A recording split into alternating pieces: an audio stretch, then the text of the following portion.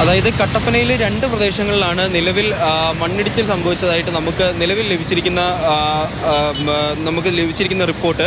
കട്ടപ്പന വെട്ടിക്കുഴിക്കവല വെള്ളയാംകുടി റോഡിലും അതുപോലെ തന്നെ മുമ്പ് ഞാൻ സൂചിപ്പിച്ചിരുന്ന പോലെ തന്നെ ഉള്ള ഒരു പ്രദേശത്തും അങ്ങനെ 2 പ്രദേശങ്ങളിലാണ് മണ്ണിടിച്ചിലുണ്ടായിരിക്കുന്നത്, അല്ലെങ്കിൽ ഉരുൾപൊട്ടലിന് സമാനമായി മണ്ണിടിച്ചിലുണ്ടായിരിക്കുന്നത്.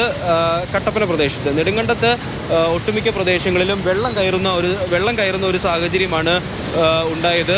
വെള്ളം കയറി നിൽക്കുന്ന ഒരു സാഹചര്യമാണ്. അതുപോലെ തന്നെ നെടുങ്കണ്ടത്തും ഈ പറയുന്ന കൂട്ട് 1-2 സ്ഥലങ്ങളിൽ മണ്ണിടിച്ചിലുണ്ടായി നാശനഷ്ടം ഉണ്ടാകുന്ന ഒരു സാഹചര്യവും ഉണ്ടായിട്ടുണ്ട്.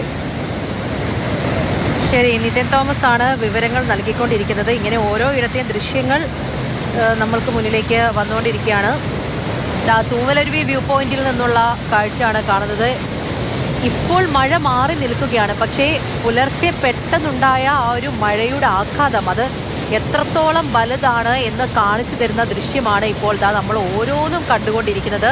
തുടക്കത്തിൽ പലയിടങ്ങളിലും വെള്ളം കയറി എന്നുള്ള രീതിയിൽ കാര്യങ്ങൾ നമ്മൾക്ക് മുന്നിലേക്ക് എത്തുന്നു. പക്ഷേ തുടക്കത്തിൽ നമ്മൾ കണ്ടതിൽ നിന്നും ഒരുപാട് ദൂരേക്ക് പോയിരിക്കുന്നു പ്രശ്നങ്ങൾ.